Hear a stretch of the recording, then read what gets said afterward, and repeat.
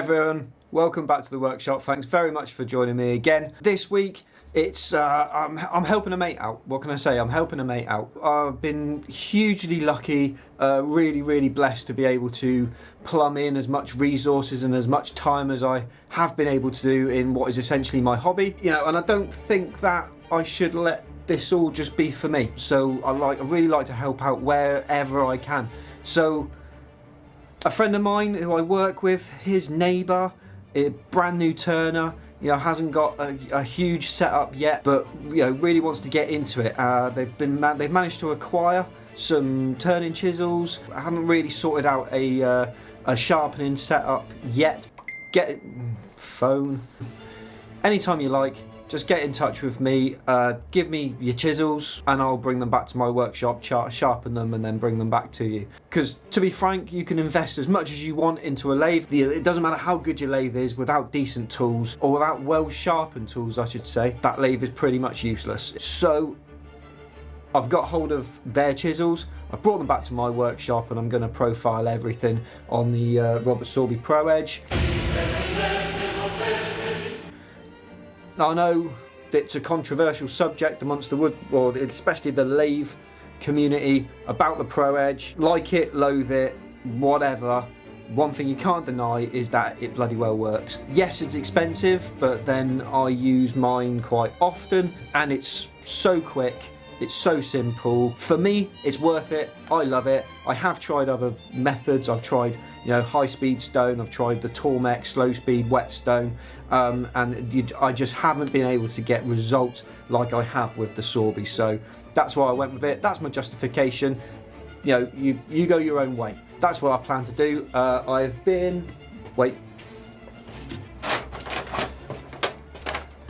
In preparation for this, I've already been to my favourite woodworking shops. It's no secret, I do love a charmwood.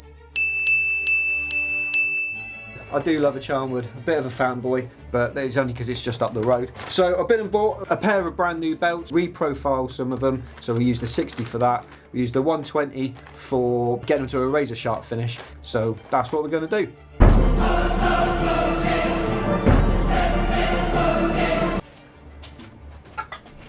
So over to the item that causes all the controversy. I'm not really sure why it's controversial, but you know, it seems to be those that have got one, those that have used one, love it. Those that haven't or have never used one, for some reason hate it. I don't really get it. I mean, with everything else in our community, which for the most part is absolutely amazing, there's so much support out there, it's a brilliant community to be part of. This seems to be a really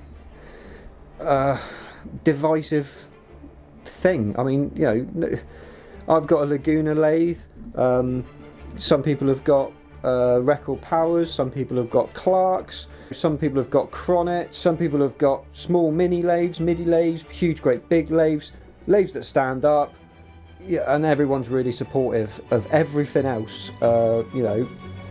But yeah, this thing just seems to set people off. I don't get what it is, I don't understand it. But hey, we'll run you through it real quick anyway. I'll just deal with a backlash at a later date. Right, so got a flat belt on a sharpening plate there. The motor is mounted at the bottom, holds onto the belt. Belt tensioner up here. Then we've got the sharpening platform there. This can be unscrewed and changed to anywhere where you see a hole. There's a list of all the angles down here, so they make repeatable cuts. Dead simple. You can undo these, lie it down, stand it up, just to make it a bit easier to use. And then there's various different blocks you can put on, so that's for gouges. I've got that one to help doing like skew chisel. Obviously this is at the wrong angle, don't do it like this, but put your skew chisel angle on so you get the same ones every time. We'll just get started. It's the best way, isn't it? Quickest way to finish is to get started. What am I going to need? Just blocks. There we go. Okay, so first thing I'm going to do is stick a 60 grit belt on. Take the tension off the belt. Really is as simple as just hook it underneath the bottom, hook it on the top, take the tension, put the tension back on again, start it up and it'll self-center. Perfect.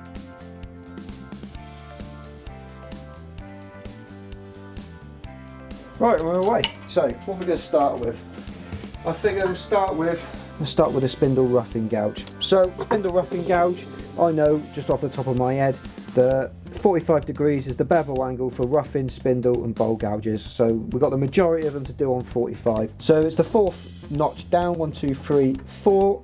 It's in the right place. Stick that plate on there, and then that can be just offered up to the metal and then turn through. Okay, this is not the most comfortable position for it for me, but I figure it's probably going to look best on camera. So yeah, we'll just get started. Oh, one thing I will do is the bevels I'm going to mark with black magic marker, so that I know when all of the black's gone, I know I've got a consistent and correct bevel on it. So I can also see where I've still got material to take off. So in actual fact, I'm going to mark up all of the chisels now with black magic marker.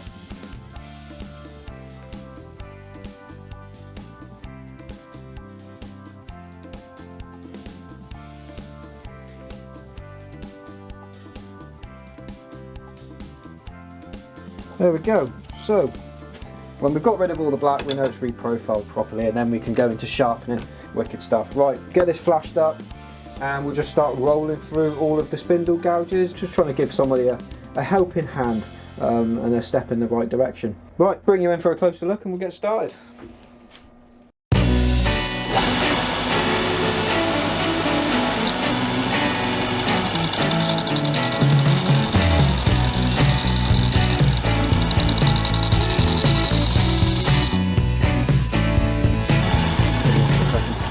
So you can see where we've made contact and where we're yet to make contact. So we're just going to keep on turning it through its full range of travel. Just keep bringing those black marks off.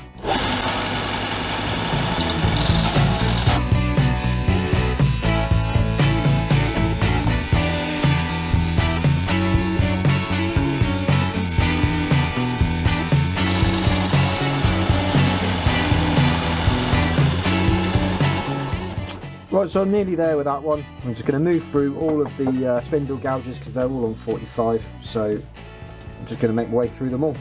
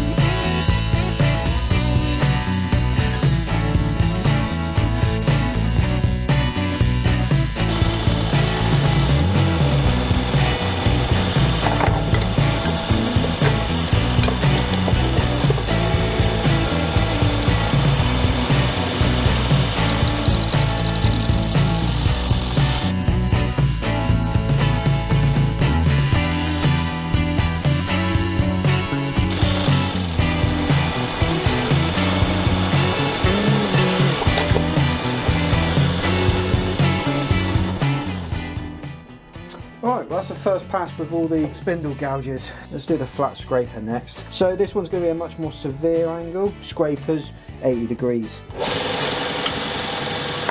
Put a block in so we can get it nice and square.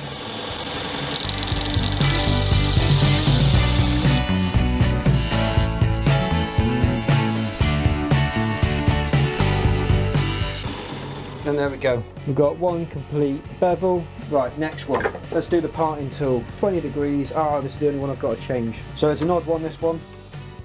That's no worries. It's that hole there I'm looking for rather than this one. So this comes out, moves into the one that's slightly closer and sits in there at 20 degrees.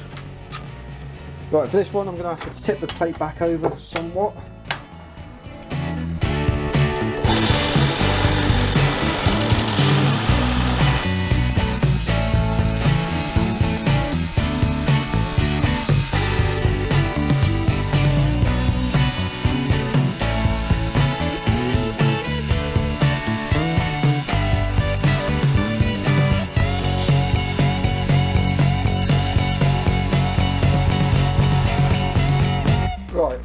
then the last ones are the 2 skew chisels, which are the ones that I think I'm going to have to remove the most material for. Because if we look at the difference between theirs and mine, the point on theirs is quite severe and the point on mine is quite shallow, so there's an awful lot of material to take off at this high spot here, but you know, unless we start we can't finish, so we'll just crack into it. Skew chisels, 15 degrees.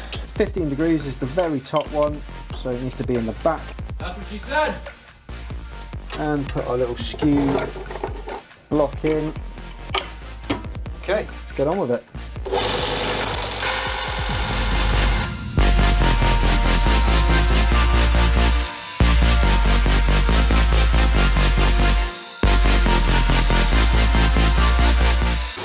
Not only is this putting a different angle on it that way, it's also putting a different angle on it that way. You can see the difference between these 2 lines and where it's stripping that material from. Yeah, I can feel the heat starting to come back into this, so I'm going to flip over to the smaller one and just start that off. But yeah, it's just going to be a case of jumping from one to the other so that you don't overheat the metal. And just keeping going.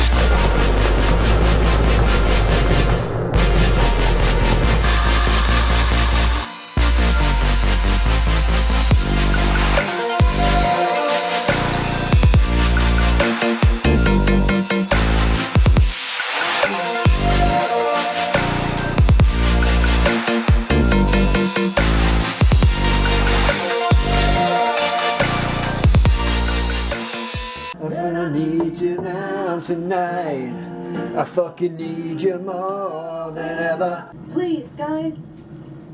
Right, you think KFC's still open?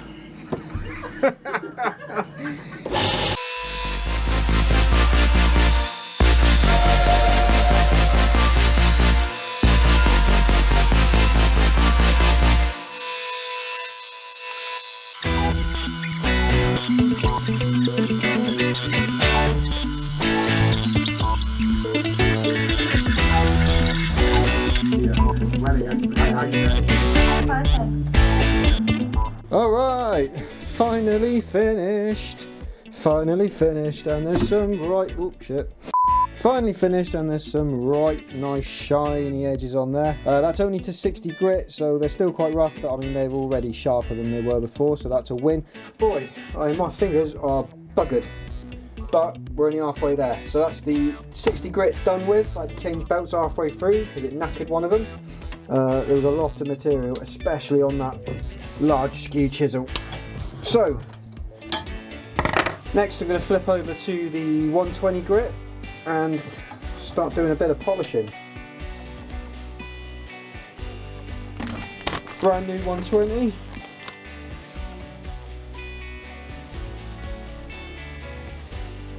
And then the next thing I'm going to do is bring all the chisels across, and I've got to colour them all in again.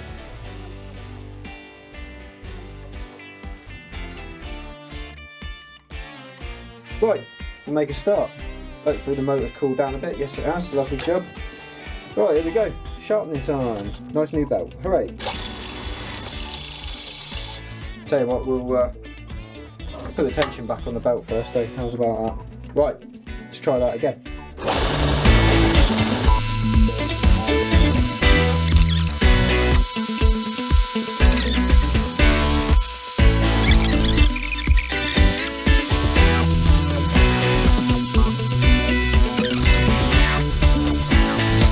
Right, next one, we'll do the parting chisel first. Yeah, so parting chisel, that's 20 in it. Let's set up for that one.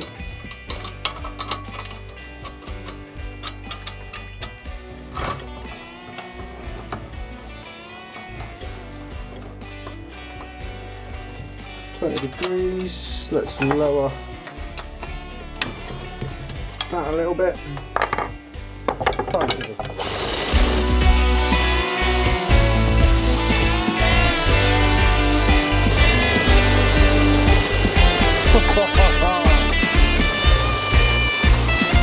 Epic. Right, pan chisel done. Okay, let's flip it up to what, 80 degrees and do the straight scraper. 80 degrees is about there. Let's flip that up so that platform's a bit more level. There we go. You still see that? Yep. Straight scraper. Razor sharp, and then the bastard in skew, which I spent an awful lot of time on so far, but I should only have to do this the once. It should be very quick. Right, so what am I doing? 15 degrees. Yep. Let's lie that down. Make it a bit easier for me. Skew plate in. Do the small one first.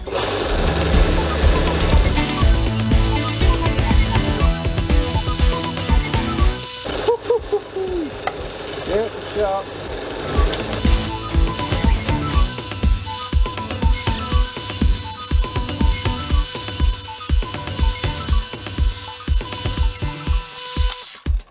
Right, there we go. That's all of them sharpened. And I mean, they are, perhaps don't do that one because that's the one you just put down. Yeah, I mean, they are razor sharp.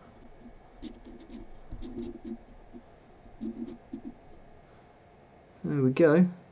I mean, that is beautiful, isn't it? Lovely. Oh, they're like glass. And they are, yeah, razor sharp. So, there you go. That is my one and only video in the Robert Sorby. Glad I was able to help a mate out, help a friend out, help a fellow wood turner out, just starting off. I know it can be very, very daunting, so, you know, fingers crossed this makes a difference. More than happy to do this again for them once the chisels go dull, until they've come up with their own system of sharpening. This is just one way to do it. This is the way I do it. This is the way I think is the most worthy to me. You might have your system, and that's cool. I haven't got a problem with anybody using anything else. I'm definitely not a die-hard, it's this way or no way. So, you know, whatever it takes, but make sure to take good care of your chisels, because without sharp chisels, it doesn't matter what brand they are, how much you've spent on your lathe, all of that becomes useless if you can't keep an edge. So make sure you take your time and learn how to sharpen properly and safely. And remember, there's nothing more dangerous than a blunt blade. Right, that's me for now. Back again soon with a project. Last but not least, just please, if you think I've earned it, then please hit the subscribe button. It means a huge, great deal to me to have you on board. So I know you're going to come back and see me again in the workshop. I really enjoy being here. I really enjoy the videos. So please come back, hit the subscribe button, whack me a like, leave me a comment. If you didn't like it, just leave it a dislike. I don't give a shit. I don't care. Yeah, interaction goes a long way on YouTube, so, you know, if you wouldn't mind, I'd be really appreciative. Right, take care, hopefully see you again, catch you all later, be safe.